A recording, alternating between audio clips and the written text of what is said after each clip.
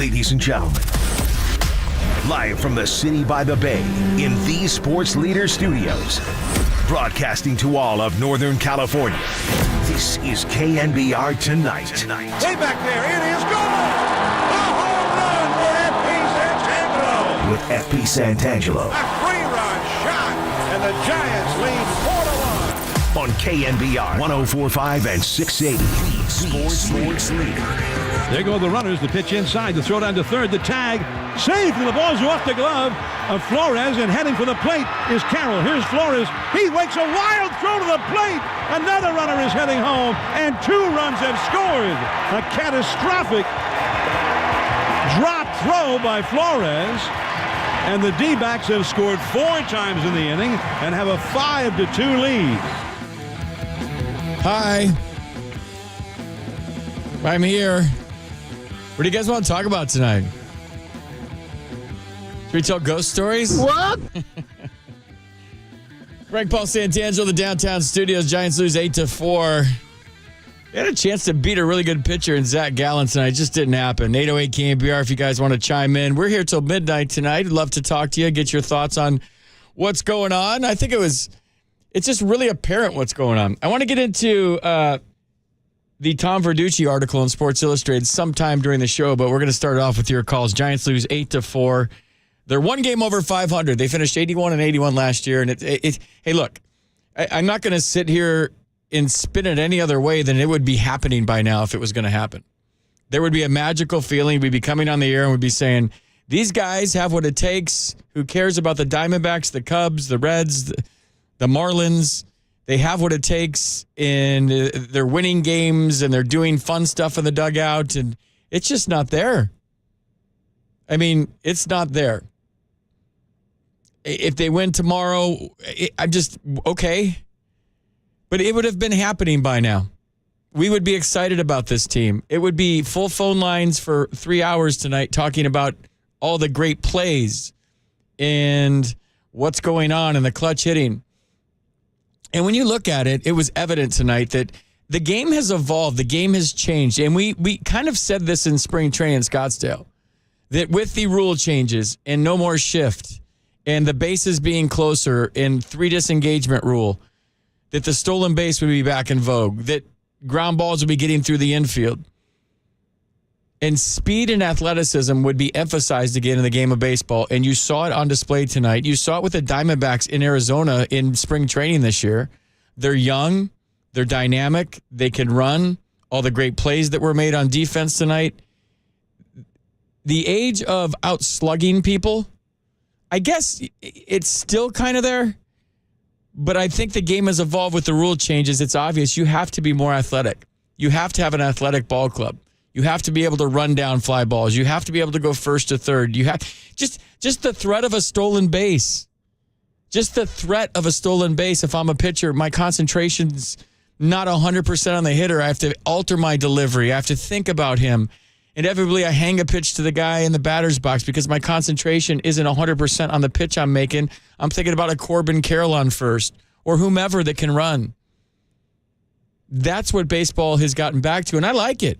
I'm not going to lie to you. I like it. The Giants are older and slower. It's a fact. Mitch Haniger tonight in left field, that ball was in the air a long time, man. And I know he's coming back off a broken wrist. I don't know what it's like to dive on this new turf, but I felt like, I said this the other night, when you're playing for your playoff life, when you're playing to get in the postseason, when you're playing to get to October, there has to be a certain energy, a certain excitement, and a certain passion that you approach every game with like it's the last game you'll ever play. So you're playing 16, 17, 18 playoff games to get into the playoffs. When there's a ball that looks like it could be caught, it has to be caught. When there's a play that looks like it should be made, it has to be made. When the bases are loaded and you have a chance to drive in runs, you can't take a called third strike because we'll never know what would have happened if you had swung. So not to be too critical, and I don't want to pile on because I know how hard it is, but there's a way and a vibe that you feel when a team is going to play extra games in October. It's such a privilege. It's such an honor. It's the coolest thing ever from a player's standpoint to be rewarded with one extra game, even if it's a wild card game. I was associated closely with a wild card game, and I saw the celebration in the clubhouse when they clinched that wild card game in 2019. I had friends and people I knew said, why are they pouring champagne on their heads? It's all they got is one more game. To get that one more game, it's different now. This is before all the different playoff series. But to get that one more game, you bust your ass for 6 months every single day. You come out early, you do early work, you take ground balls, you take fly balls, you hit in the cage, you lift weights, you hook up to stim and ultrasound, you ice after the game, you limp home, you limp out of bed, you limp to the ballpark, you get hooked up to machines, you take whatever medication they give you, and you do it, and you do it, and you do it. So if you are lucky enough, and you've played hard enough, and you played well enough to get one extra game, you're damn right you celebrate. You damn right you pour champagne on your head, because it's an honor. It's a privilege to play in October. Little different now. And I've had people say, well, it's all they did was win the wild card game. Why are they celebrating now again?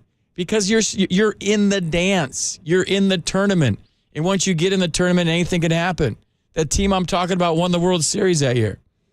So I'm not saying this team isn't trying. I can see the looks on their faces. It's not like they're happy they're losing.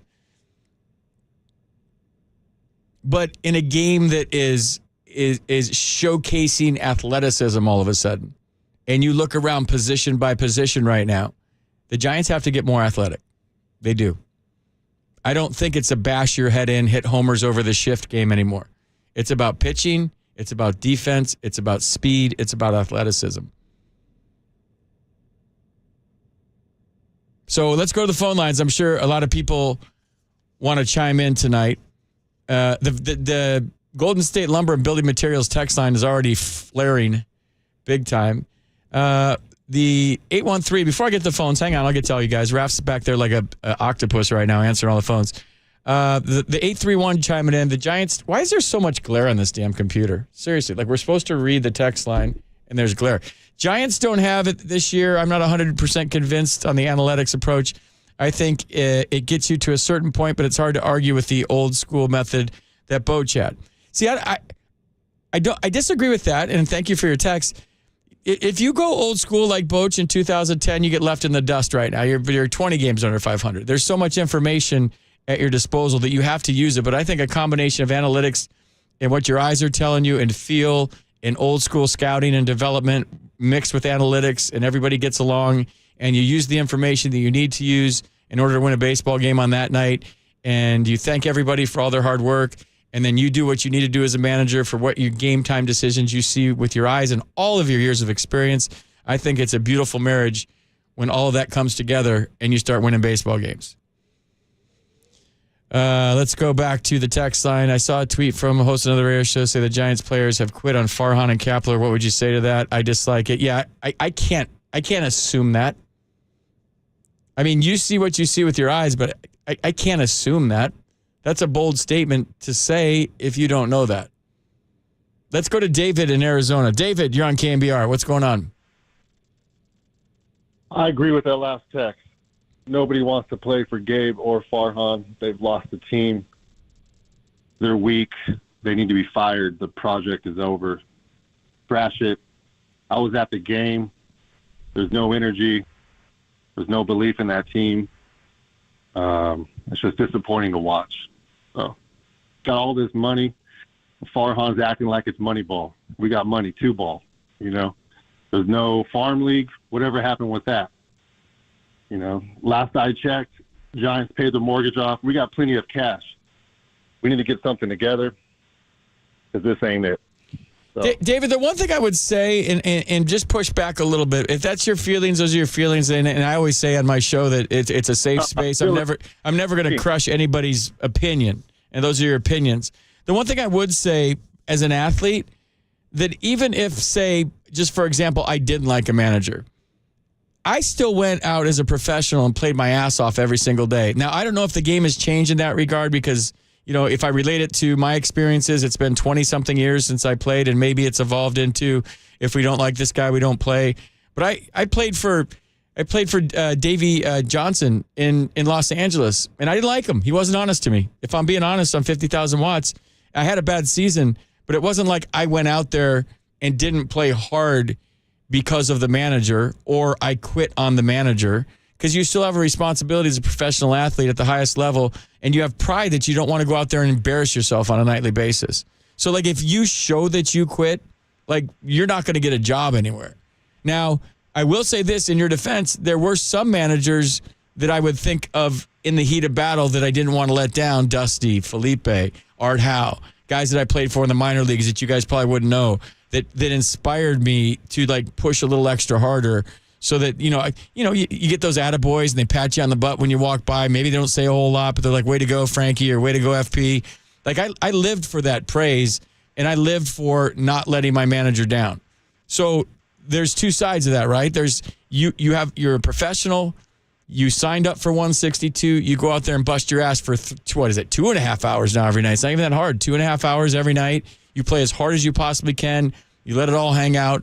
But David, I don't know that this is 20 years ago. I don't know how the game has evolved, and you could be right, you could be wrong, but I don't know what's going on behind. I've been around this team a lot. I've been behind the scenes. Not one player has come up to me and said, I can't stand Gabe. So I don't know if that's the case, but I do know that if you're playing for your playoff life, there's a certain energy and a certain excitement, a certain passion that you play with your hair on fire. Then after game 162 and you're driving home in your SUV or you're on your private plane, whatever it is, you look at yourself in the mirror and you say, I gave it everything I freaking could. We let it all rip, dude. And then you hug your buddy in the clubhouse. You say, I'll see you in spring training. And then even if you don't make it, David, you're okay with the off season because you let it rip. You let it all hang out. I gave it everything I freaking could. So, yeah, I mean, you could be right, but I don't know that for a fact.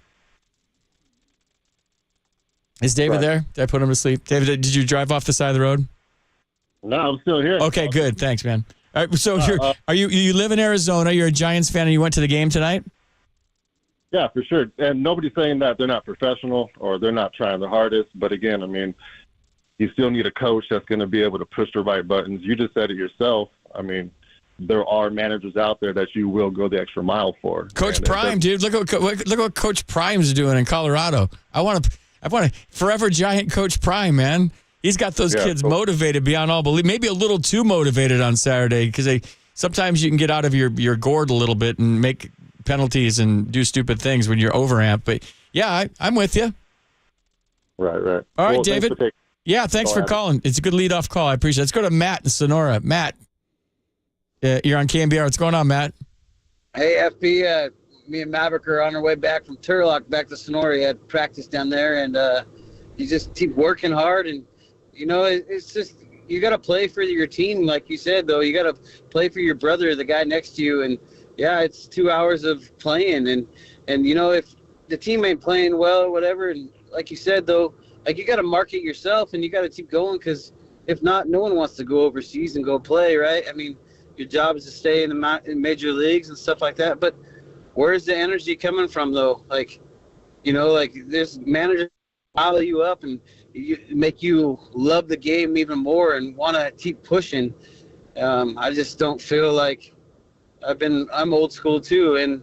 But a lot of it now, it just seems like it's just all like analytics and more. It's all about the money. Like, man, there's guys that back in the day were barely making any money in the minor leagues. And like they were fighting to get there, and and they did everything they could to get there. And now it's like, oh well, I go 0 for 3, and who I really feel bad for is I feel bad for Crawford because I would have liked to see Crawford get one more good run, but you know what? He's been forever a Giant, and he's been great. And I don't know. There was a thing, Matt, I saw it on Instagram today where it had the sound of the kid in Seattle that. Drawing a blank on his name that said that he was out there too long and Scott Service left him out there too long and he was at 90 pitches in the 7th and he shouldn't have been out there. And then they cut to a Philadelphia Phillies game where the announcers were like, John Kruk has a punctured lung and a broken rib and he's playing tonight. But it's just a different sensitivity. It's a different game and it's a different day where I think the athletes today are a little more sensitive. You have to encourage and hug. And I've talked to coaches about this, not with the Giants, but other teams, about like you can't yell at guys anymore and you'll lose them for 2 weeks. And it's just more of a sensitive athlete at the highest level. But like you look, I keep going back to what Deion's doing in Colorado. Like he's really strict and regimented. You know, he comes out with all this positive stuff, but apparently behind the scenes, he's running a real tight ship with these guys. And there's accountability, and it's working for them. And that's 18-year-olds in college. When you have a professional athlete that's making $20 million a year, you kind of handle that thing a little differently. The one thing I would say, Matt, is on the best teams I played on, whether it was the Giants in '99 or the A's in 2001, we policed ourselves. Like we motivated each other. We didn't always rely on Dusty. Dusty didn't give rah-rah speeches. He knew we were professionals. He kind of counsel one-on-one, kind of work his way around the outfield and batting practice and say little things that were inspirational. Felipe wasn't a rah-rah guy, but like Art Howe was super quiet. But we had a kind of like a leadership council, if you will, with Ron Gant and Jason Giambi, where we policed ourselves and we motivated ourselves. And it was like peer pressure to go out and play your ass off every day. And if you didn't play your ass off every day, you'd kind of get looked at sideways in the clubhouse. And if it became a thing where it was consistent, like the leadership would go to the management and say, like, look, this guy's not pulling his weight. He's not playing hard. He's not getting it done. And that guy would be gone. And that's just the way it was back in the day. And like I said, I'm sounding really old right now. That was 20-something years ago. But that's how it needs to be, man. It's just everyone's so sensitivity now. It's crazy. Like the game's changed so much. I'm probably like, I'm 42, and I grew up in the Bay Area, went to all the Giants camps, played as hard as I could to try to make it, and I didn't make it. But you know what? It is what it is. But man, these guys now, it's just, dude, it's like prima donnas, dude. It drives me nuts. Yeah, I don't know if that's the case, Matt. I just think we're just a guy that wants it though, and a guy that don't want it though. I mean, yeah, there's guys that do want it and stuff, but it's the money too. All right, Matt. Say hi to Maverick for me, dude. I got full phone lines. I appreciate the call. It's nice hearing your voice, brother. Let's go. Who's been waiting the longest? Let's go to Ray in Concord. Ray, you're on KNBR. What's going on? Ryan. I'm sorry, Ryan. I'm sorry. That was a straight dyslexia right there. Not that that's something to make fun of, but RYAN. I saw Ray. So that was.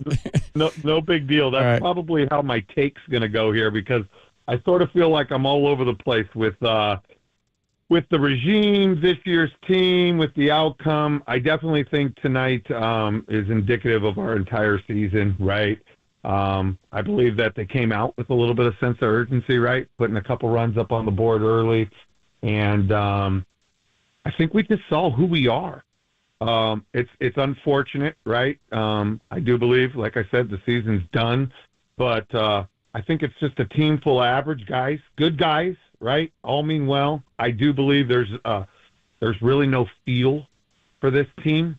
This is a game, and sport is played on emotion, right? And not necessarily. Well, I would say this, Ryan, along lines, and I'm being agreeable with you. Like, if you have formulas to evaluate players, and those formulas are accurate to be able to predict their production level, to be able to predict what they're going to do in the future. And that's where the game has changed, right? We used to get paid on what we did. Now with the analytics and in all the math, you can punch in a formula, and every team has a different one to kind of predict based on past performance, based on age, based on all the stuff they put in the computer, what you're going to do next. And then you get paid for what you're projected to do. Yeah, but what do you think that does to the individual player themselves? This game, sport is played so much on purity and the intangibles, and when you bring in metrics and trends, I think you take that element away from that human element, right? That's where I was going with this. You're absolutely right that might project this player to do X, Y, and Z, but did this player have the balls, for lack of a better word? Does he have the heart, for lack of a better word? Is he passionate? Is he like Will Clark? Does he have that intensity, that desire, that drive? And they'll do their due diligence, and they'll call the team he was with and say, what kind of guy is he? What kind of guy is he in the clubhouse? Is he a family man? What's his work ethic like? And then when those things match up to what you're looking for, you go to ownership and you say, we want to sign player X for this many years and this amount of money. And every team has their different formula. What I think baseball is getting back to is defense and pitching and speed and athleticism. And it's not just about getting a bunch of boppers that are slow and knocking the ball over the fence. It's about guys that can play baseball. Baseball players, winning baseball players.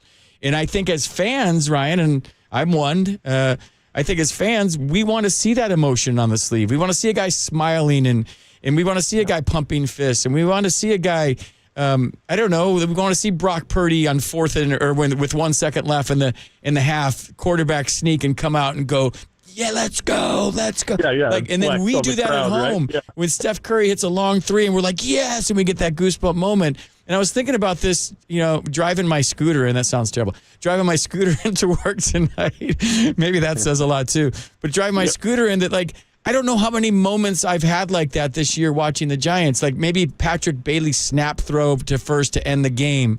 I think it was against the Diamondbacks the last time they were here. And there's been a few moments here and there where, like, Yaz down to his last strike in St. Louis sent the game into extra innings, and that 10-game win streak where they were coming back. But, like, consistently to have those moments that we always have with the Niners, that we always have with the Warriors, that it's just kind of been or what we had with our championship teams, right? Yeah, so we've had those players that we've fallen head over heels in love with. Yep. Like baseball's a romantic sport. Really the hierarchy. You talk about the hierarchy in a team, right? And how it kind of polices itself. Well, when you sort of don't know what your role is because it's all based off, like you say, the metrics, right? I think you lose that sort of organic piece that happens at a clubhouse also that permeates throughout the crowd, the fans, and the whole organization. And I just think we're missing that with the whole analytics piece of it. And I get it. And they're way smarter than I am, but I just feel like, I don't know, it's disappointing to a certain extent. I'm thankful for the season that they gave us. Hell, I mean, we're in it up through September. But tonight was just totally indicative of our whole season. And just want to say thanks for giving me the stage for a few minutes. But it's on to football now, and we'll see what happens next year. All right, Ryan, thanks for the call. Yeah, and that said, too, you can't just get 26 cheerleaders in the clubhouse that are super fiery that can't play. You need horses. You need guys that can absolutely get after it. You need guys that can have bat-to-ball skills, work counts, grind. You hit some home runs. You need players. But ideally, you want players that are all of that. They're super intense. They're grindy. They want to win. They're winning players. I think in a day where there's so much formula that goes into signing guys that maybe overlook the winning player. Like I want guys with resume that know how to win, that want to fight you, that want to beat you, that want to, I don't know, steal, lie, and cheat to win a game, for lack of a better words. I mean, I want somebody that wants to win. Like I want to win. And I'm not saying these guys don't. I'm just saying, like, that would be my method of finding players. I want guys that want to do whatever it takes to win, within reason, of course. I'm not talking about buzzers or garbage cans or anything like that. Although, no kidding. Although, why not? Let's go to Mike, the dog trainer. Mike, you're on KNBR. What's going on? FP, what's up, buddy? What's up, Mike? How are you? Hey, I'm good. Hey, I'm going to tell you something, and I'm going to try to make you laugh. But here we go, okay? Here's what I think. You've really changed since I remember you as a player. You've matured, and you got a lot of wisdom. And, I like that you admit you're human, physically and mentally. But here's what I think. It's a little humor. I think you need to go donate some of your most precious, let's just say, valuable asset to a place where some large females that want to have a kid do that, and we come out with some larger FPs, and then they play baseball. Yes. And they'll have the right attitude, and they'll have the right size, and hopefully the strength and speed, because you were a good athlete. And I think that would make a lot of people happy. That's my first comment. How much am I getting paid for this?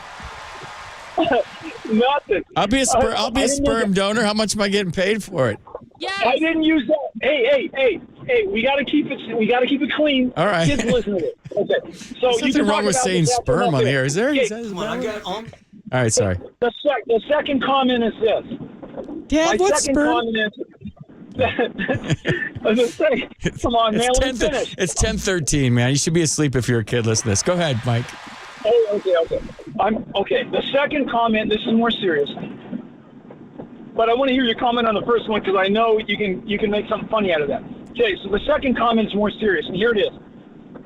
The customer is always right. In this case, it's the fan. If you bring excitement to the game, which give yourself a checklist for baseball at any level. Excitement is variety. It's like having a good marriage. You got variety and you got some consistency, and you'll always be more generally pleased. Now, the fans want stolen bases. They want a few home runs. We went to all the power stuff, and that got boring. They want the game to play at a certain pace so they don't have to fall asleep, okay? And we want them to have a variety. We want to see a few different pitchers, but not too many, not too few. We want to see guys that I think it needs to get back to basically one thing. If a coach could say, I'm going to give you a brownie point after every game, no matter win or lose, we're going to vote who had the best play of the game. And at the end of the season, the ownership and management has decided to vote and put up a significant cash bonus at the end of the year, no matter where we finish, to the players, the couple players that give us the best defense and give us the best offense, total numbers of games that they are the best athlete as far as defense and offense, you'll get a big cash bonus. I think we just need to go back away from the analytics and just find a way to get the players to want to play for each other and play for the coach and play for the team and the fans. And we don't see that very many places. That's my take. So you want the Giants to be swingers then? To have an open relation. You know what, Mike? In Japan, they call that fight money. And when you play in the big leagues in Japan, if you get like 3 hits or hit a home run, you come back to your locker and there's a bonus, just like cash sitting in your locker for having a good game. Basically, take it back to the love of the game in Little League. If you were the most valuable player, you got extra tokens and you got to buy more candy and Coke and licorice at the snack bar. What we don't have is we don't have players looking at each other and high-five and slapping each other on the butt, slapping each other on the back and saying, you know what, man, we got to get them away. We got to give them a way to appreciate each other and not so much with millions of dollars. We got to get them to be a Brock Purdy. Look, I don't make any money, Brock Purdy said, but I'm going to put a Christmas card in everybody's locker.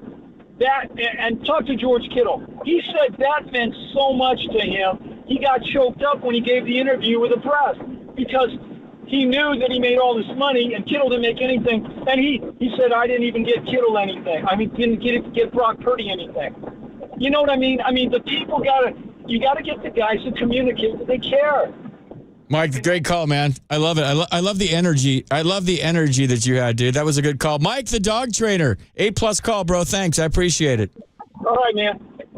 Do you guys still? I don't do Christmas cards anymore. Do I got to start doing? Should we bring Christmas cards back? Do you guys still? Does anybody out there do Christmas cards anymore? I remember like back in the 90s, when you got a Christmas card, everybody sent Christmas cards to your teammates, all your relatives.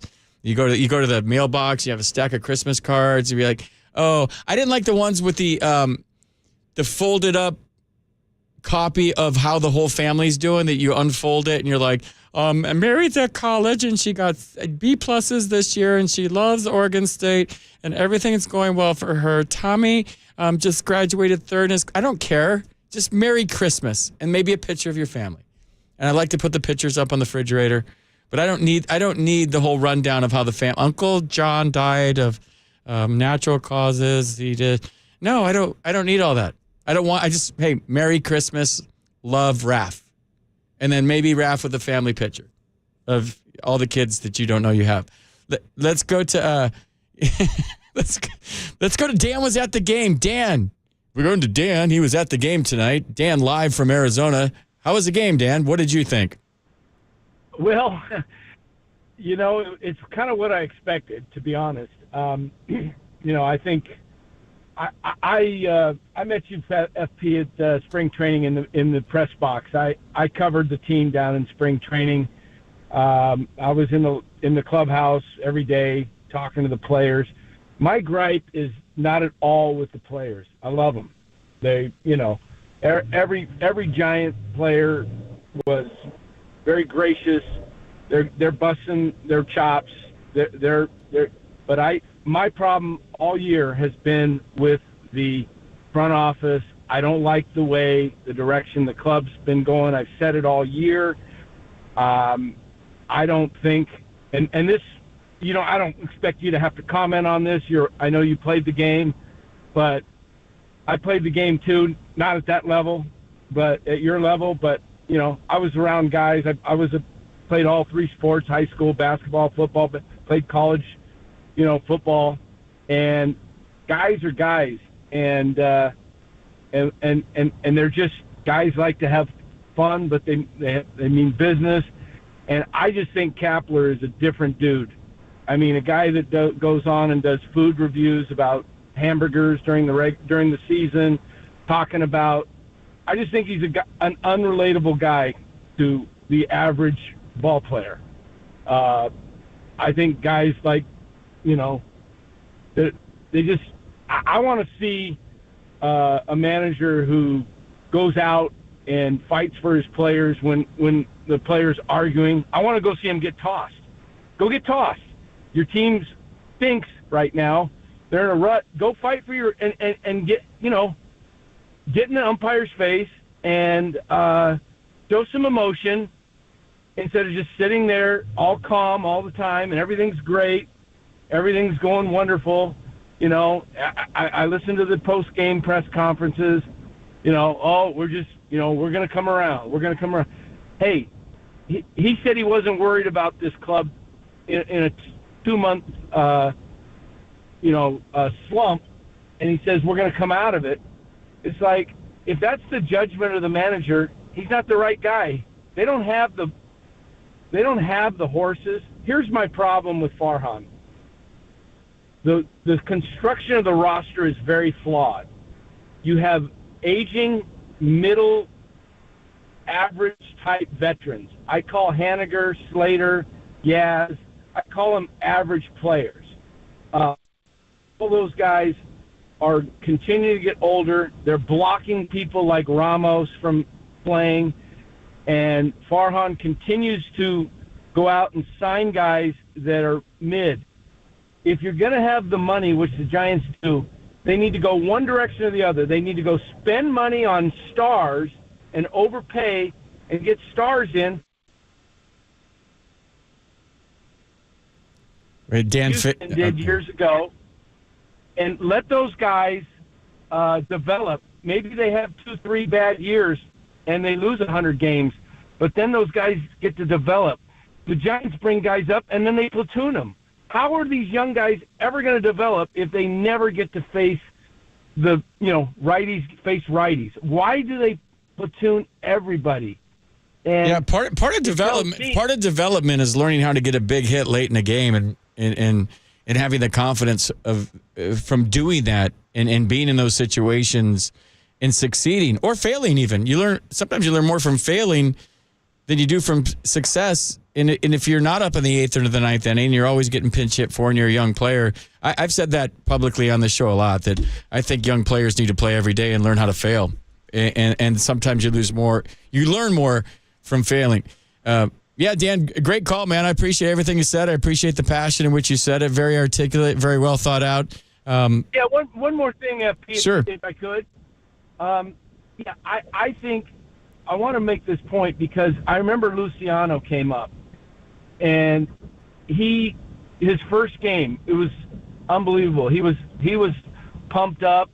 They were up by 2 runs in the 7th inning. And this is what I'm talking about, not having a feel for the game. He pinch hits the guy we've been waiting for. For 4 years, we've been hearing about 4 or 5 years. Marco. He finally gets here. He's already had a hit, and Gabe pinch hits for him in the bottom of the 7th with a 2-run lead. He brings up Jock.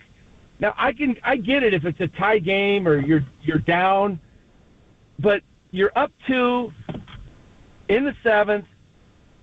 Everybody's crazy about Marco. He's here, and he gets pinch hit for, leading off the game. There was nobody on. Marco's an electric guy. Imagine if he got on. I'll say this tonight. Corbin Carroll when he stole third base, I had a perfect view of it. He slid into the glove of Flores, knocked the ball out. The third base coach said, "Hold up, stay." And Carroll looked over at the ball and said, "Nah, I'm going. He's got to make a perfect throw to get me." And what does he do? He forced a defensive error, an overthrow, and another run scores. That's exciting baseball. Dan, good call, man. I appreciate it. That's Dan live from Arizona. He was at the game tonight. Thanks, Dan. I'm blowing up the clock. I had to take a break. Everybody in hold, stay right there. We got full phone lines. Everybody that wants to chime in, just be a little bit patient. I'll get to your calls. That was Dan, former Giant employee at spring training. No, he's being honest. He's letting us know what he feels, and that's what this show's about. I say it all the time. You guys come on here and say whatever you want. It's a safe place. It's an open forum. I understand everyone's frustrated right now. Giants lose 8-4 to the Diamondbacks. They're one game over 500, 76 and 75. They're 3 out of the last wild card position. Your call's next on the Sports Leader.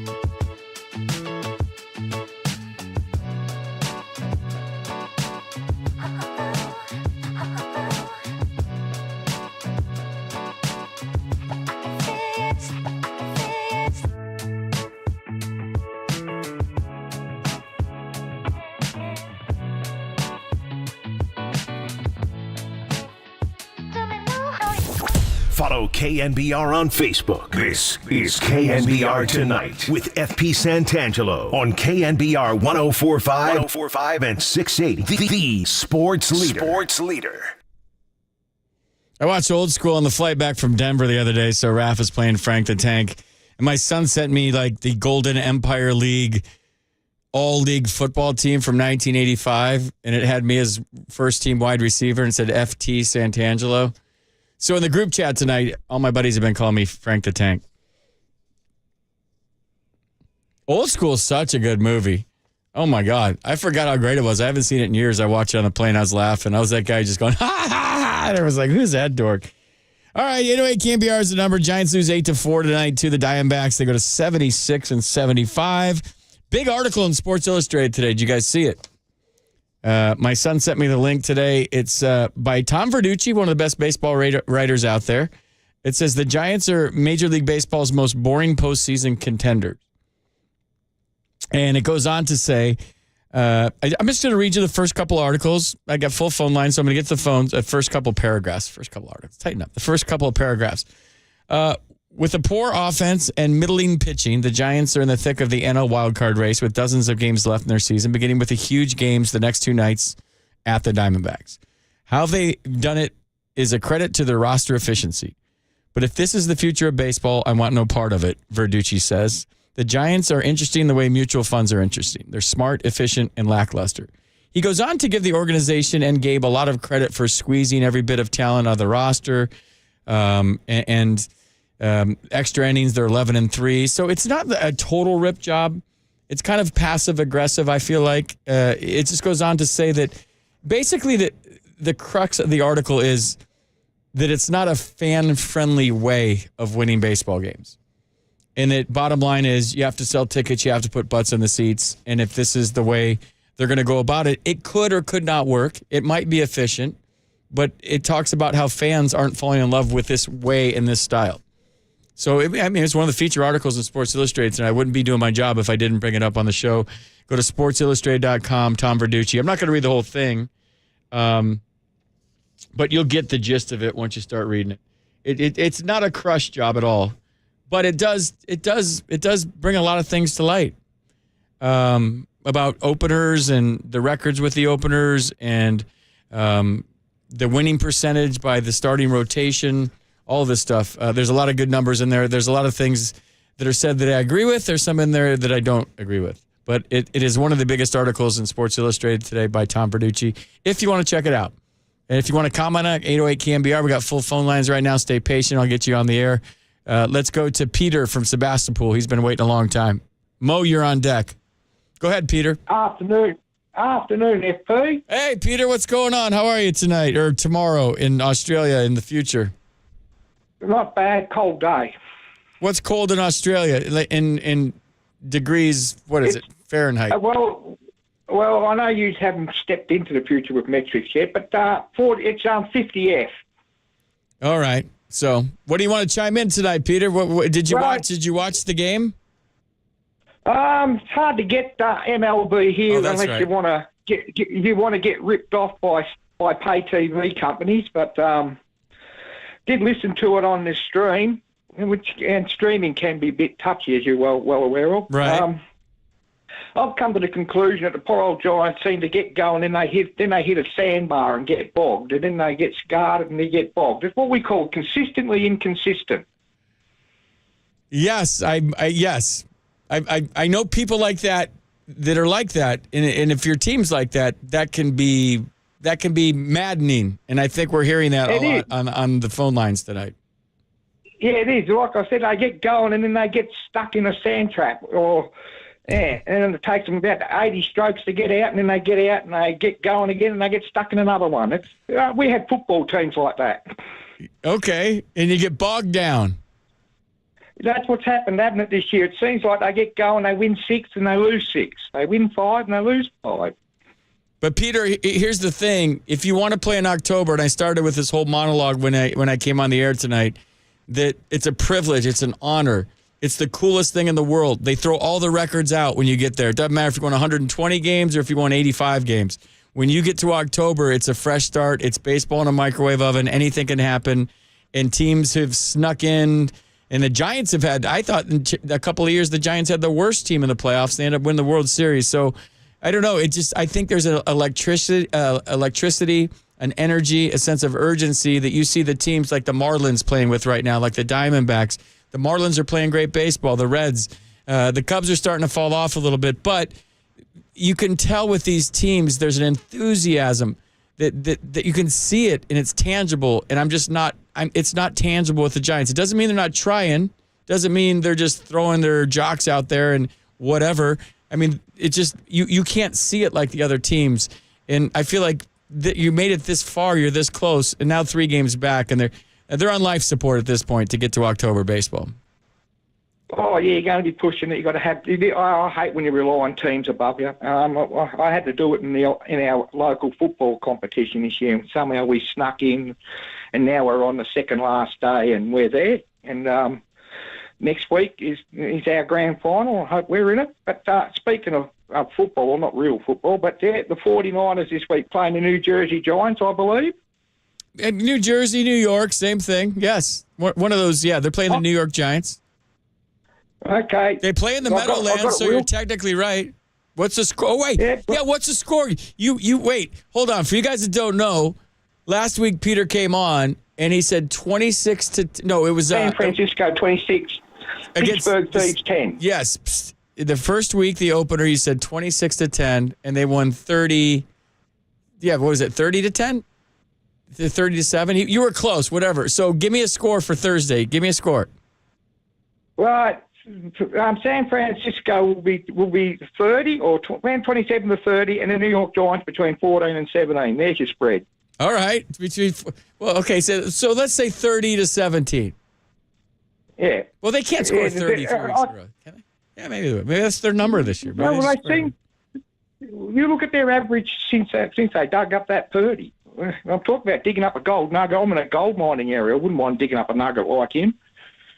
I wouldn't mind digging up a nugget like Purdy either. Yeah, he'd come from nowhere. He reminds me of the back when I first found the 49ers in the 80s. He reminds me of that. When they dug up that nugget, Joe Montana. Remember they dug him up? Yeah, remember, he reminds me of them, and San Fran's got a damn good team this year. At least you've got a good team in one sport there, and you've got a reasonable sort of team in the baseball. So, yeah, just needs the GW. What's it called up there? The Golden State. We call it, with Golden State Warriors. We've got a GWS, and you've got a GSW. They dug up a nugget in Steph Curry. All right, Peter, I got to bounce around. Thanks for the call, buddy. Have a great Wednesday in Australia. Yeah, I certainly will. It's nearly 3:30 in the afternoon. Right. You have a good evening over there. Thanks, Peter. Appreciate it. Peter's in the future in Australia. It's almost 3 o'clock there in the afternoon. He's ahead of us. He's in the future. He just called from the future. That's how good this show is. We have people calling from the future. And jokingly, he said he almost called the score against the Steelers. So maybe he is in the future, and we need to start betting. If he nails this one, Raph, we're whatever week 4 is, we're going with that. Let's go. San Francisco will be 30 or 27 to 30, and the New York Giants between 14 and 17. There's your spread. All right, thanks. Thank you from Australia. Let's go to Mo in East Palo Alto. He's been waiting a while. Mo, you're on KNBR. What's up? Hey, how's it going? Listen to your show. Yeah, I had a couple of comments. First, the what do they call it, trust fund baseball, or I don't know, the Verducci article. He said the Giants are as interesting as the way mutual funds are interesting. Yeah, there it is. Kind of a cheap shot. It was a cheap shot, but I get where he's coming from. As a fan, I've been watching that HBO show about the 80s Lakers, that dynasty. Yeah. And, in the current episode, it's all about, the 84 finals. The Lakers had a better team. And, they blew out the Celtics. And, Bird has that famous interview where he goes, we need 12 heart transplants. And the next game, they took out Rambis and there was that whole fiasco. But the thing is when you look at this Giant squad, there is just no heart. I don't. I mean, I've played sports. I'm in a band. Musicians, we know a lot about music theory. You know what we never talk about? What? Music theory. Music theory. It's like all I hear about is this analytic stuff, and it reminds me of like music theory. Like we all know music theory. We don't talk about it. We just what sounds good. You know who knew nothing about music theory? Jimi Hendrix. Knew nothing. But that guy knew what sounded good. And what looks good on a field. When a player puts his all into something, you see it. I don't need analytics for that. I see it. And the other point I was going to make is like, I don't know what kind of agency these guys have. Mo, did you just fall in a well? No, I'm here. Can you hear me? Yeah, thanks. No, I don't know what kind of agencies the players have, because like they're just little parts in Kapler's head, and they're like little chess pieces.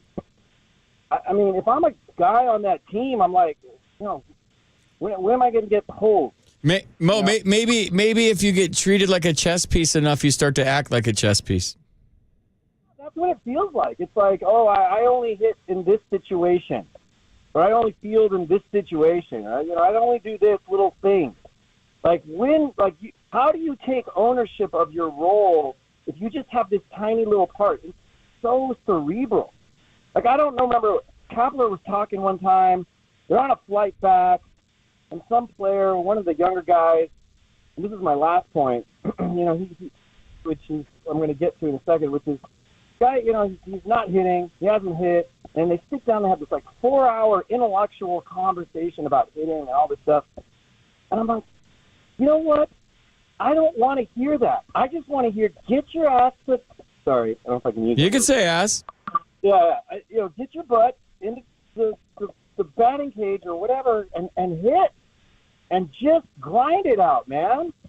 Like all of this intellectual parsing and minuscule thought, it's overthinking baseball. Just play.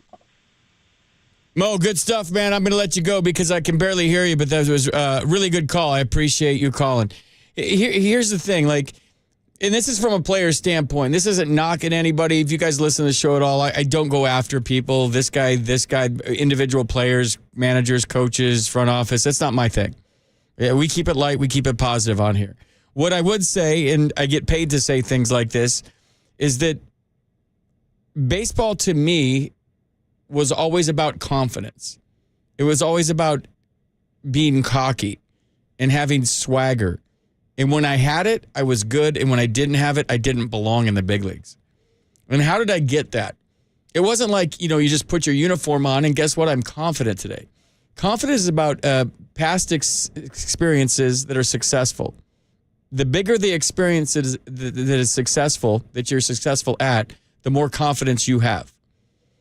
So that being said, the more at-bats that I was able to be successful in, the more at-bats I had in the opportunities to make adjustments, the more late-inning leadoff walks I had and read a ball in the dirt and got to second base and scored the winning run.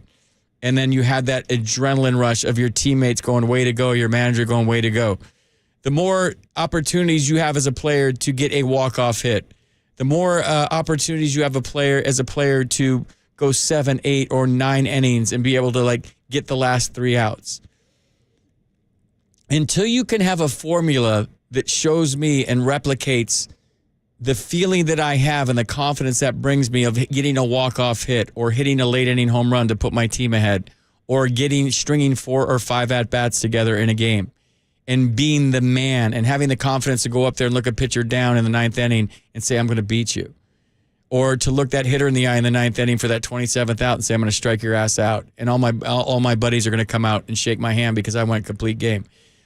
Those things don't happen anywhere in baseball. Blake Snell got pulled out tonight with 100-and-something pitches in the 7th inning with a no-hitter against the Colorado Rockies. So it's not just the Giants, it's just the way the game has evolved. But I will say, to the last caller's point, that for me to have that confidence and me to have that swagger and me to feel like I'm contributing to the team, I can't look over my shoulder and wonder if I'm getting pinch hit for. I can't sit in the dugout and wondering when I'm going to go into the game. Like there's a certain luxury to being free. What is being free? Felipe Alou used to give this speech all the time. Being free as a major league player is walking in the clubhouse and not having to look at the lineup. And he used to say, when you're free, and he would point around like Mo, my son, this guy, they're free. They don't have to look at the lineup. They don't have to have that nervous energy that we all had driving to the ballpark. Am I playing tonight? Am I not playing tonight? You walk in the clubhouse door, you look to your left, the lineup card, you look for your name in the lineup, you look for a name in the extra list below it. Nowadays, I'm sure they're texted the lineup during the day so they don't have to go through that anxiety throughout the day that we all had to go through, that we weren't free. But to have that luxury of being free and to know you're going to get all those at-bats and that you have a chance to succeed late in the game and you hit a walk-off hit and all your buddies come pile on you and you're a young kid, and to have those late innings and I call them championship innings, 7, 8, and 9. And if you're not around to experience those championship innings, 7, 8, and 9, how are you ever going to learn how to play championship baseball? Like, you have to be afforded the opportunity or earn the opportunity to play in the 7th, 8th, and 9th inning, whether you're a starting pitcher, whether you're a player.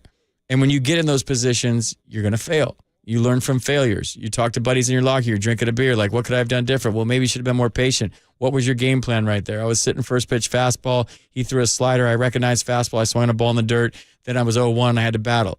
Well, maybe next time, take a strike, be patient, whatever. You learn from failures. And then you get into the championship innings, and you're the guy, and that's how the confidence build. That's how Buster Posey got good. That's how Brandon Crawford, when he is young, got good. And you get all these, you get these championship innings at bat, which breeds a championship player, which breeds a winning player. If you're Matt Cain and you're Tim Lincecum and you're smelling the finish line, Mike Krukow says it all the time. It's an honor to have the 9th inning, but you have to earn that honor. And then once you get through those championship innings, now you're a winning player. So when you're getting pinch hit for a lot, or you're getting taken out of the game earlier a lot, I don't know that this breeds winning players, that you know how to succeed in the championship innings. If somebody comes in for you for the championship innings in the 7th, 8th, and 9th, now I'm sitting on the bench going, man, I wish I would have had that opportunity, but the matchups say this, the matchups say that. And I get it. You're trying to give your team the best chance to win by getting the best matchup you can, the righty versus a lefty, whatever the situation is. Bringing in this guy out of the bullpen. But and maybe I'm sounding old right now because this doesn't happen in baseball. But if you want to have winning players and you want to have championship type players, they have to be able to either succeed or fail in championship innings. Let's go back to the phone. Let's go to Dennis in San Jose. Dennis, you're on KNBR. Yeah, FP, I got to tell you, in the old days, I used to watch baseball when I was very young, played a lot.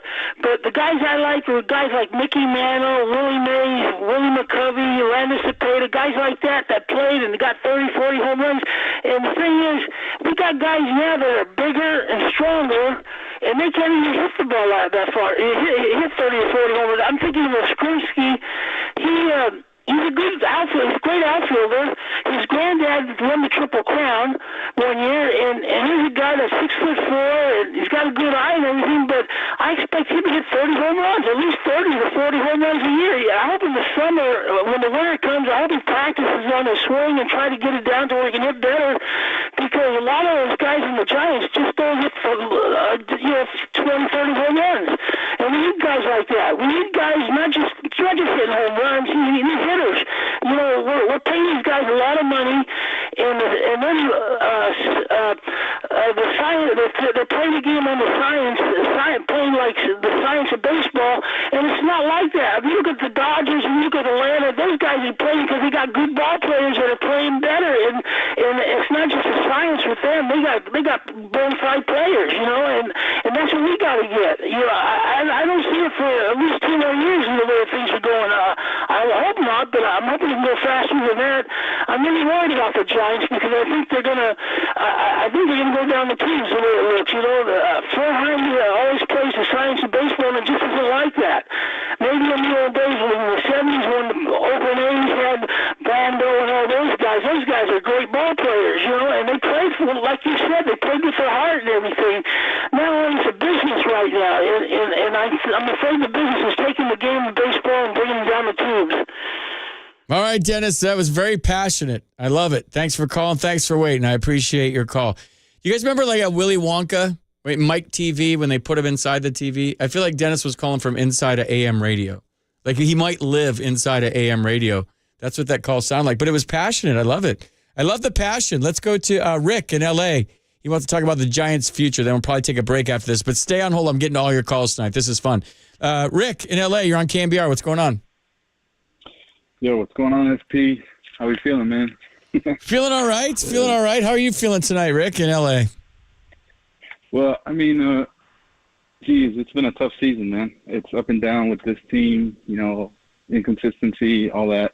But, something that you brought up earlier in the show, when Mitch Haniger, I think it was him that he was out in left field, that pop-up that was just in the air forever, and he doesn't go and run for it. I mean, it bounced like maybe 4 or 5 feet in front of him. I don't know, maybe he could have laid out for that one. I thought the same thing. I don't like to be critical, but if you're playing for your playoff life, I know he had a wrist thing. Maybe he was worried about diving on the turf, with his broken whatever he had. I don't know, but that ball was in the air a long time, and I'm sure Alex Cobb wanted it to be caught. Yeah, so that's tough. But one thing that I hear a lot of callers say that, we need to go out and spend all this money, get all these players. But, one thing that kind of stuck with me, you've mentioned before, it takes the players also to decide to want to come to, the Giants organization as well. And if they're not feeling the organization, they don't like this platooning method, or I don't know if I'm going to play every day, all that stuff, then it's really hard to, bring in these big name players. I mean, it's going to be tough to sign an Ohtani or a Judge or, Freddie Freeman types, and if they feel they're not going to be in the lineup. So it's complicated. And I empathize. I get it. We want to get big name players, but I just don't think that's the culture that's been effective for the Giants during those 3 championships. It was more like homegrown players. They want to be in the big leagues.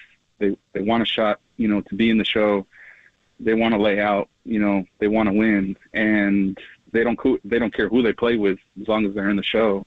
And I think that that's the winning recipe here. I saw some really good things from rookies this year, and I feel like, their flame got put out real quick just because, veteran is coming back from the IL, and he's going to be coming back, so we got to send this guy back down. I'm like, but he's hitting 300 right now, or he's hitting 4 for 10 or something like that, and they decide to send him down. That just kind of kills the inspiration. I thought Kyle Harrison was going to be the kick in the ass that this team needed, and his velocity dropped big time from 95, 96 to 91, 92. And I don't know if he's just gassed or tired at the end of the season, but you can sit down with him and talk with him and tell him he's going to win a Cy Young and be your number 1 guy for years. But it's tough for a kid that's 22 years old. When he gets called up, he thinks, that's it. I'm in the big leagues forever, and I'm going to be an all-star, and all my dreams have come true. And even if the organization tells you you're going to be back, and maybe he's back in Los Angeles, I don't know, and he's pitching against the Dodgers, that's still a blow to your ego going back to the minor leagues. So I hope he's okay, and I hope he comes back, because I interviewed him in the bunker that night. He just seems like a wonderful dude. So I hope maybe he just rests a little bit and gets that fastball back and gets that velocity back, because I think he's a big part. But I was thinking, Webb and Cobb and Harrison, and here we go. And then in talking back to your point about Haniger not getting to that ball tonight, for whatever reason, he might be dinged up. I don't know. But Alex Cobb was the one that was gaming up tonight with a bad hip, and that cost him a bunch of pitches. He stayed out there longer, and he ended up leaving the game. So, you talk about that ball falling and the events it led to. I think the biggest one, besides the runs and the Giants losing, was the fact that it made Alex Cobb throw more pitches, and then his hip was barking. You could see, and he had to come out of the game. Yeah, I mean, it's just tough. And I've always said, if you don't perform in the game and it comes down to an official, referee, umpire, whatever, to make a decision of who wins the game, 9 out of 10 times you're going to be disappointed. You're not going to like the call. You're going to be like, what the heck? I should have gotten that. I was safe, or he was out. And it's just, you can't put the decision of the game in the hands of an official. You got to go out there and perform. That was a bad challenge tonight by Gabe. It was. I mean, you never hear me be real critical, but I mean, You could see the guy's hand move. I mean, maybe the guys in the video room saw something. They're usually really good. But like in the second inning, that came back to haunt him on the other call at first base. Rick, I got to run, man. I'm up against the clock at the top of the hour. I appreciate the call. Thanks for contributing to the show. 808 KNBR. See everybody on hold. Keith, Stroke, Alex, Dallas, Fred, Mike, Don, Wendy, Cindy, Martha. Yes. Gabe. No, Gabe's not calling. I see everybody on hold. All right. Top of the hour. Got to pay some bills. We'll get back to your calls next on the Sports Leader.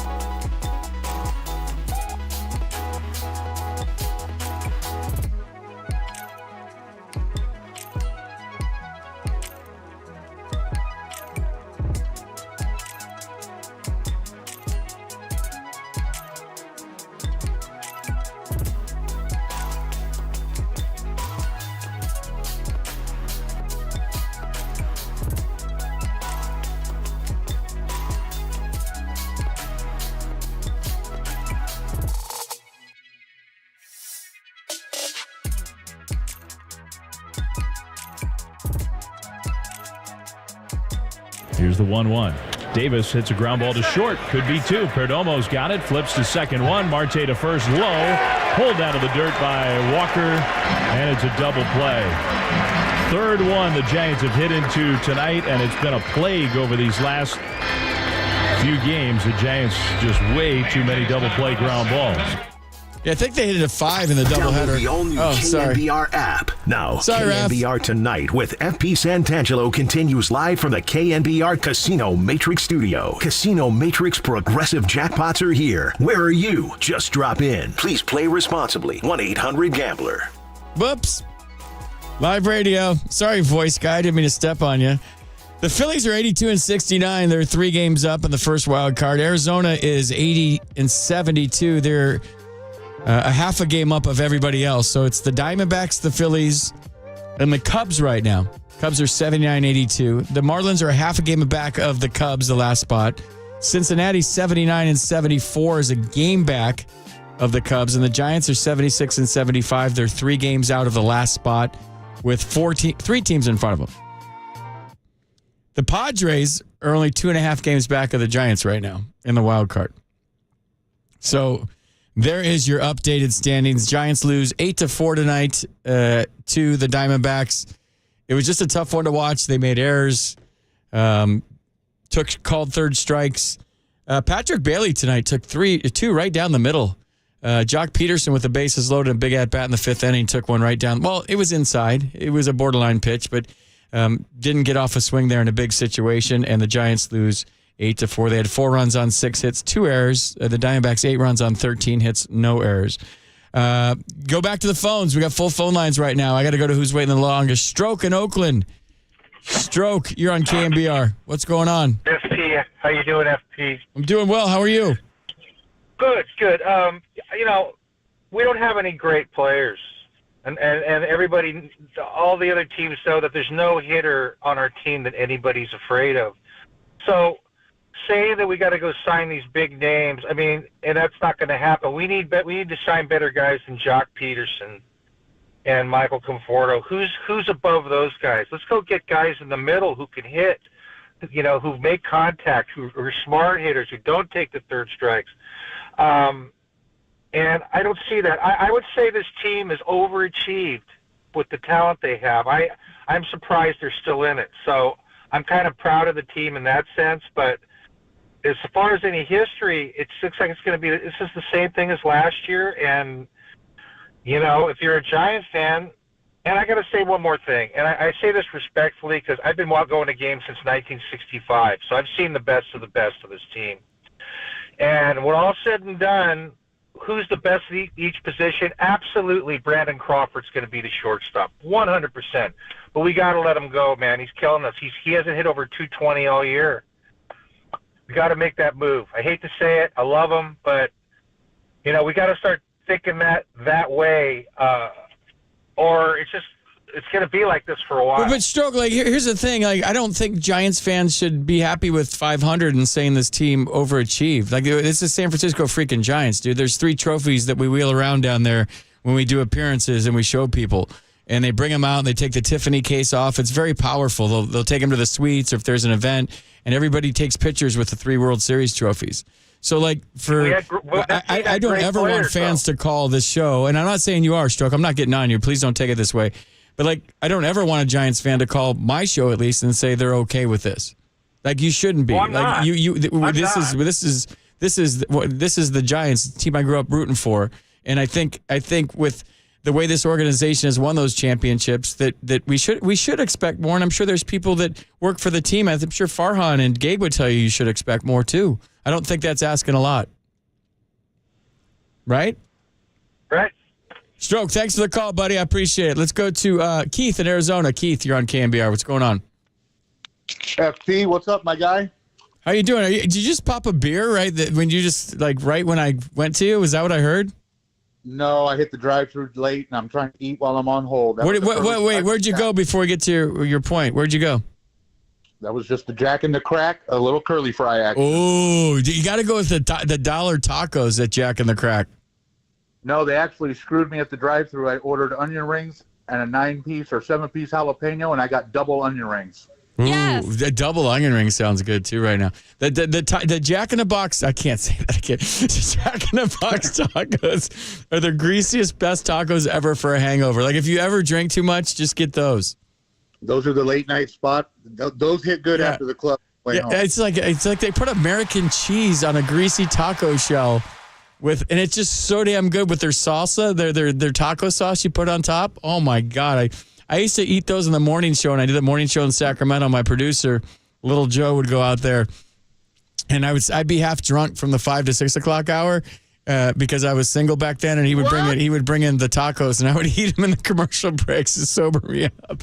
Yeah, the 5 to 6 hour used to kill me. But anyways, enough about me, Keith. What do you think about me? No, what do you want to talk about tonight? Well, first, now I got to go back to Jack in the Box. Now you got me hungry again. Yeah. Hey, but just want to shout out my wife. She got me these tickets 2 months ago. Took my awesome kid out there tonight. Shout out to my boy Randy listening in the Bay.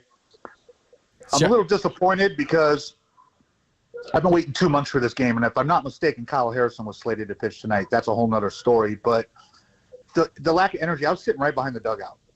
Second row behind the dugout, watching the players. Jock Peterson hits that jack, comes in, Gabe and him are high-fiving. And it all went downhill from there. Just sitting there watching the players, the lack of emotion coming in, and it's almost like they were defeated. You could see their eyes coming in the dugout. It's almost exactly what you said earlier. The athleticism isn't there. The players are old. It's a combination of a lot of things, but it's just not there.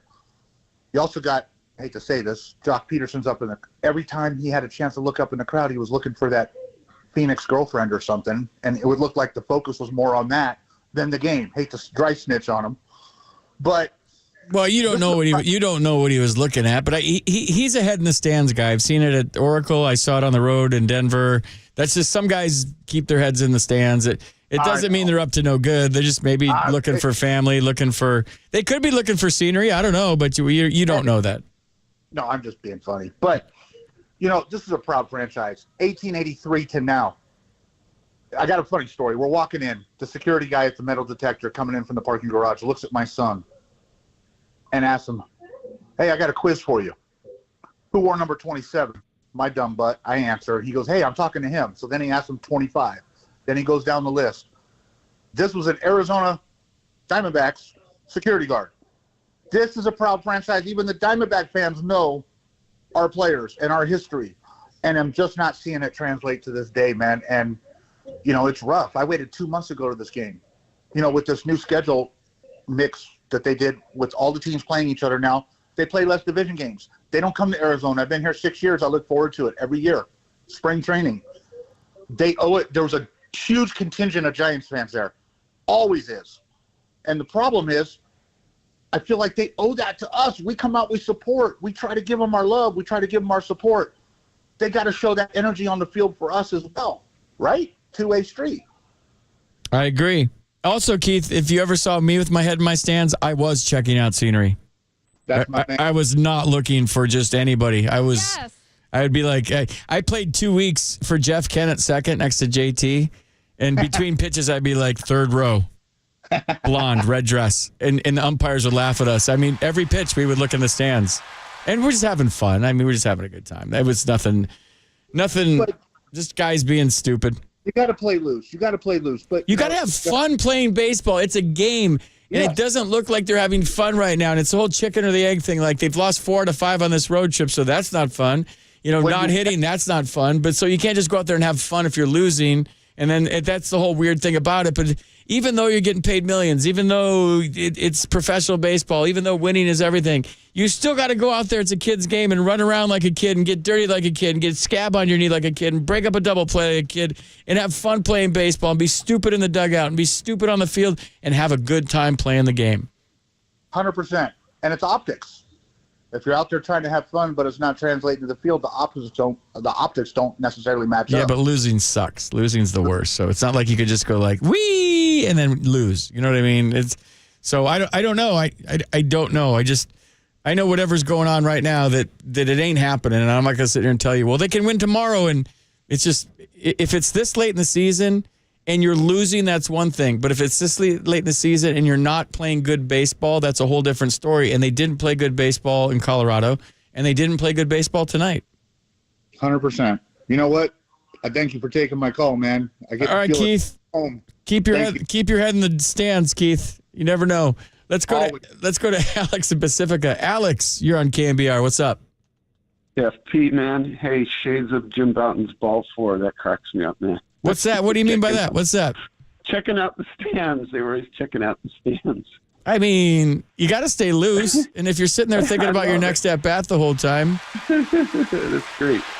Man, I got 2 points I want to get off my chest. It's really bugging me. I'm going to add my vote to the I'm so sick of seeing people take fastballs down the middle and taking third strikes that are close. I have to turn the TV off. I can't even watch it anymore. I'm so sick of it.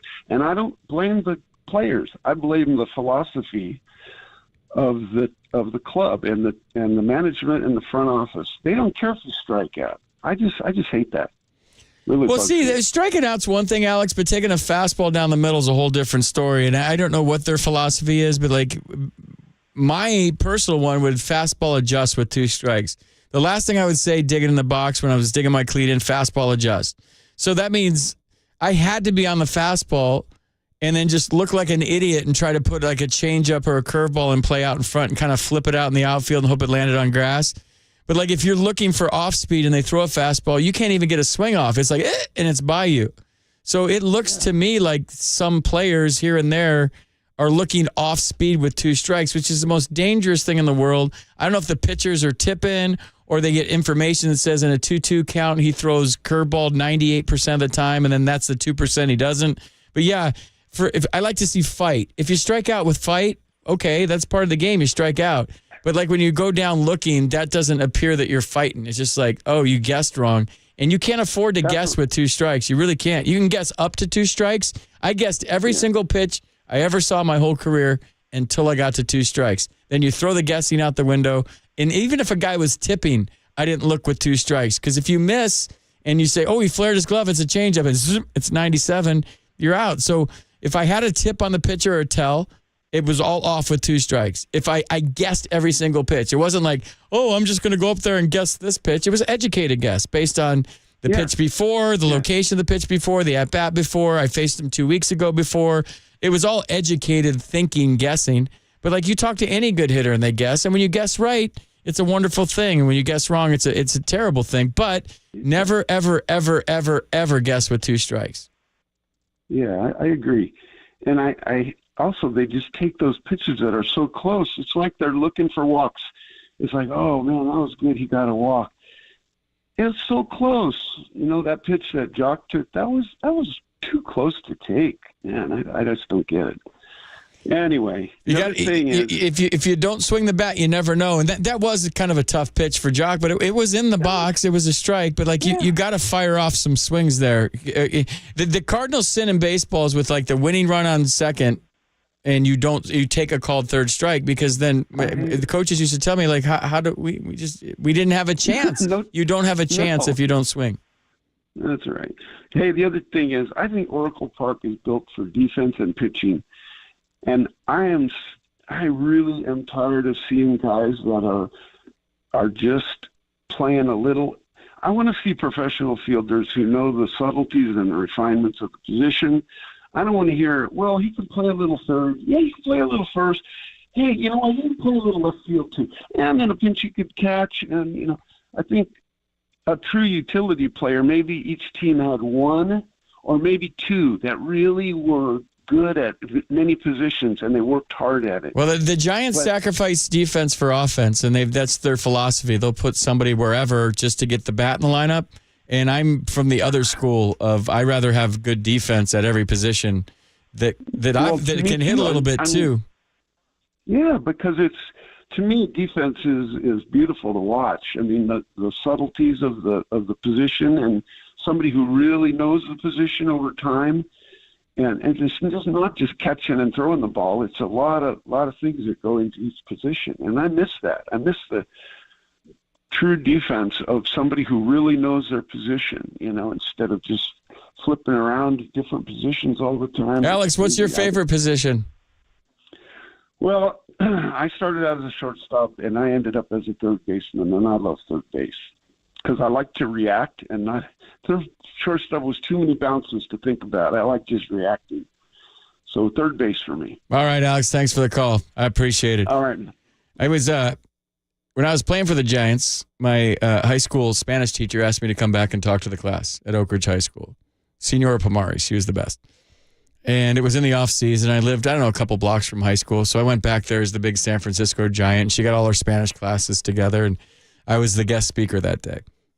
Spoke a little Spanish to him, and then related my story of how I played at Oak Ridge High School and worked my way up through the minors and spent 7 years in the minors, and then 4 in Montreal, and now it's a dream come true.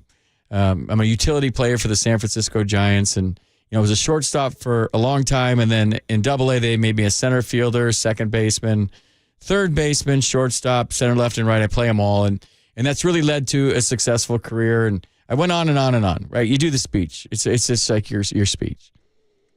So I'm done with the speech, and I open up the question and answer session of it. There was a girl in the front row that I couldn't even look at because she was gorgeous. And, you don't want to be I was 28 at the time or whatever, and I don't want to be a creep, so I just wouldn't even look at her because it was embarrassing. She raises her hand. She's the first question. And she looks at me with a straight face, and she goes, "What's your favorite position?" Yeah, baby. I turned 18 shades of red. I stuttered and stammered. There was giggling in the back of the class. There was probably 100 kids smushed into this classroom. And the way she asked it, oh my God. I mean, I wanted to crawl out of the room. I said, "Oh, center field, blah, blah, blah." Yeah, so be careful it was an awkward experience, to say the least. Let's go to Dallas in Oak Grove. Dallas, you're on KNBR. What's up? Hey, FP, how's it going? Good. How are you, Dallas? Pretty good. A little bummed about tonight. I think I kind of held out hope this whole season, and tonight was kind of a nail in the coffin kind of game. And I've been walking the dog around the neighborhood here and trying to figure out, what to take away from this season. And the more I'm thinking about it, the caller that a couple callers ago was saying that the Giants overachieved, and I kind of agree with him. I mean, we've got 2 starting pitchers, and then a couple others that start with an opener and kind of go the whole way. You got one now. We got one now, yeah. So, but that's just not enough. And then you think about the bats, the offensive side of the lineup. Wilmer Flores is our best hitter, and on any other team, he'd be in this, batting 6th or 7th maybe on some teams. So it's not like the Giants have a lot of firepower on the pitching side or the batting side. And so now I'm thinking about that article that you were talking about, how, I'm not a fan of Kapler, the analytics thing and the platooning, the constant platooning of people, and the long term is the ultimate say, and that a batter that had a hot night the previous night, hit a home run, he's not in the lineup. Or a previous caller mentioned the pinch hitting thing, where someone who's had a good game, lefty coming in, gone, right? So it's like that I can't understand.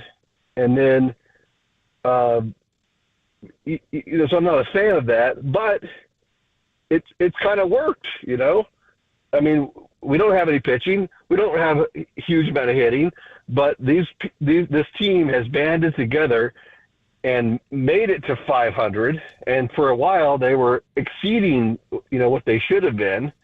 And, we're in a playoff contention. They came back to earth, and here we are now. But I really think, when it's all said and done, we need a couple more tools. Now, during the World Series years, right, it was pitching heavy. We didn't have any big hitters in those lineups either. We had guys that kind of overachieved, and the pitching held it together. It was a lot of 1-0 games, 3-1 games, Giants baseball torture, and that worked for us, but we had the pitching then. Right now, we don't have nothing. We have no pitching, no hitting, and it doesn't work. You got to have at least one aspect of it. So I think props to the Giants. They've given us an exciting year. They have, we're still talking about them here, and it's now later September. So I think it's been a good season, and also the rookies have been coming up, and we've seen a lot of rookies, more than anyone else in baseball, I think. And it's, there's a lot of things on the horizon, but we need a couple more tools to get where we need to be. Dallas, I thought of this in the middle of your call, and I'm going to do this tomorrow, a 4-hour show tomorrow. I'm on 6 to 10 p.m. because the Giants have a day game. I'm going to ask you right now, and then I'm going to ask everybody tomorrow when I come on the air.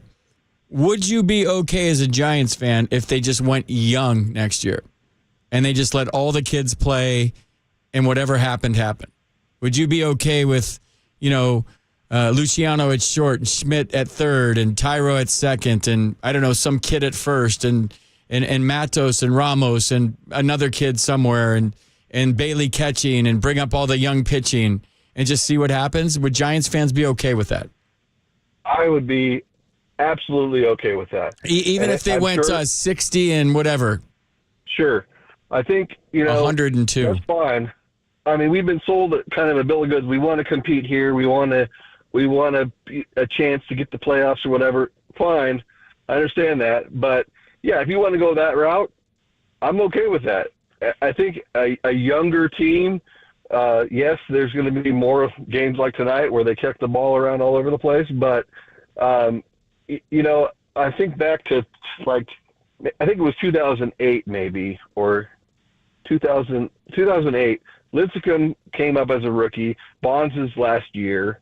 There was other rookies in the lineup. The team was a little bit younger. They didn't have a chance to win, but they were an exciting team to watch. And exciting is the key word, dude. This team, yes, exciting. Exciting is what I think we all want. Yes.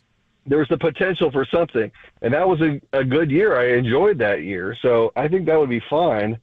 But I don't know. I think we've kind of been sold a bill of goods here where this season was supposed to be, oh, yeah, they've got a shot to compete. But really, maybe it was more of a bring the guys up, but don't let everyone know that.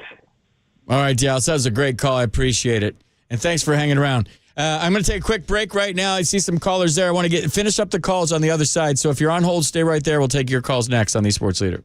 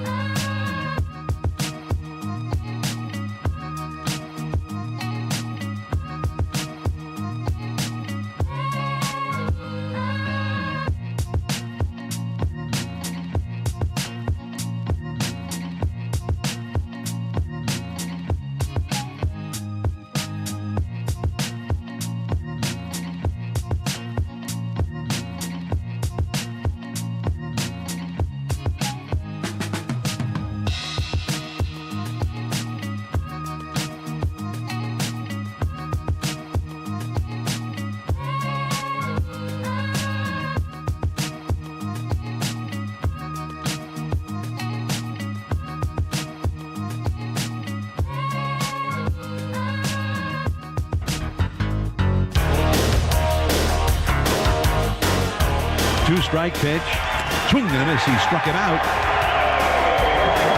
So the D-backs take game one. And the Giants continue to falter. And they have lost 4 out of 5 so far on this road trip. You're tuned into KNBR Tonight with former Giant FP Santangelo. Listen to us here and follow us on Twitter, Instagram, and Facebook. We are KNBR 104.5 and 680, the sports leader. Raph, I got to see my buddy Jeremiah Weed Tucker this weekend in Denver. The F-16 pilot. He's a commander of the base there now. And we hung out after the second game on Saturday. My best friend on the planet. We've had him on the show, F-16 pilot. And he did the flyover for the Broncos game on Sunday.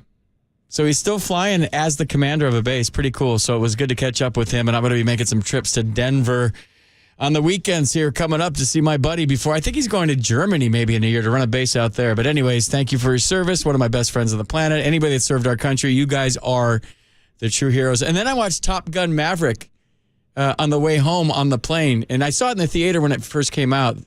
But then I watched it on the plane again. That's such a good movie. Oh, my God. That was so good. It was weird. I watched the original Top Gun with my girlfriend in high school my senior year. Or maybe I was a freshman in college. I can't remember. We were still dating. Then I watched the second Top Gun with my 28-year-old kid. It was so trippy. I tweeted about it. Like, time flies, man. Time flies. I won't even get into the whole I used to try to look like Tom Cruise thing in college, and it worked. It did work. Girls will come on bar like, does anybody ever tell you look like Tom Cruise? I'm like, oh, no. Never heard that before. I used to play this. This was my ringtone. When I walked into a bar, I made sure this was playing on the jukebox with my leather jacket and my white T-shirt and my jeans as I revved my motorcycle outside the bar. Anybody ever tell you look like Tom Cruise? Wait, let me take my aviators off. No. Why, no, they haven't. You think I look like Tom?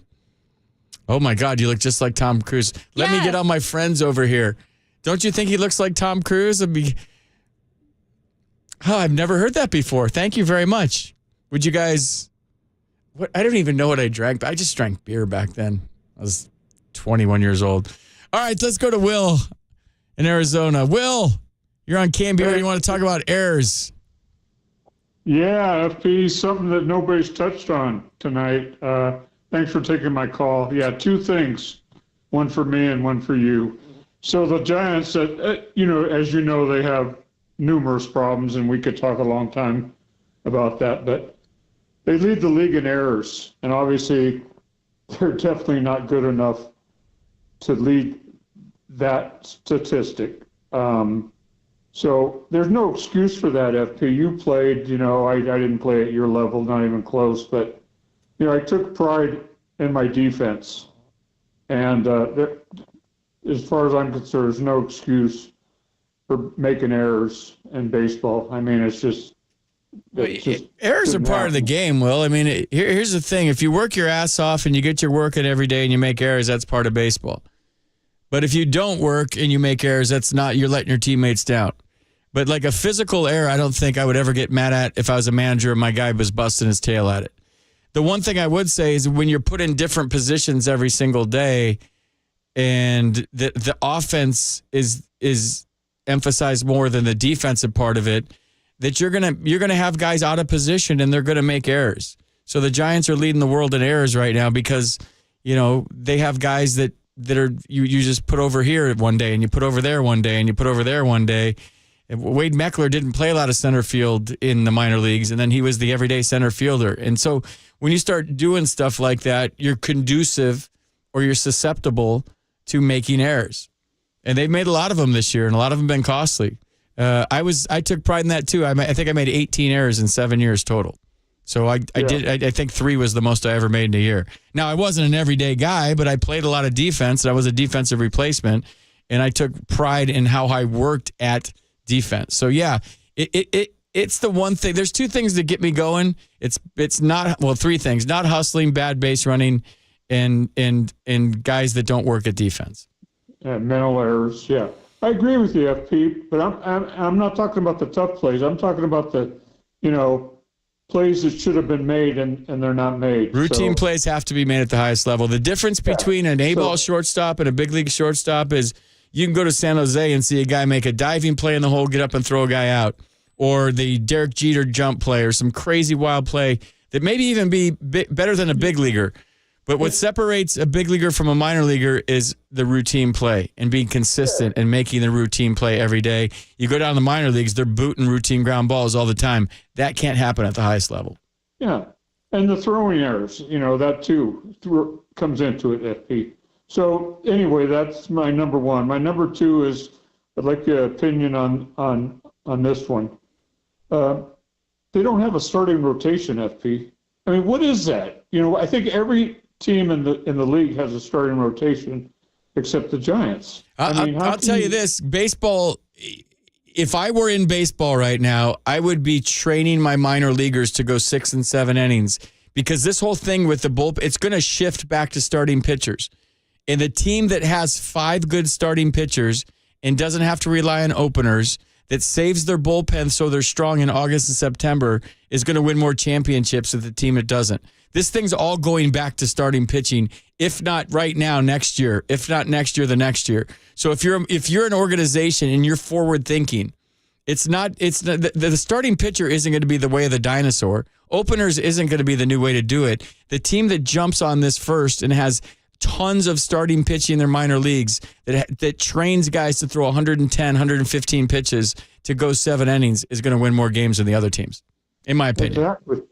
Yeah, I just don't get it. I mean, bullpen start, I just don't get it. And then look at Duvall, FP, down the stretch. He just fell apart. Well, he's gassed. It seems like he's gassed. I don't know if he's gassed. It seems like he's gassed mentally, too, more than physically. Like, his body language in Denver the other day was not good. So I don't know if he's upset about his usage. I don't know if he's just down on himself. I don't know what's going on, but his body language the other day was maybe he's a little bit mentally tired too. Yeah. Anyway, last comment.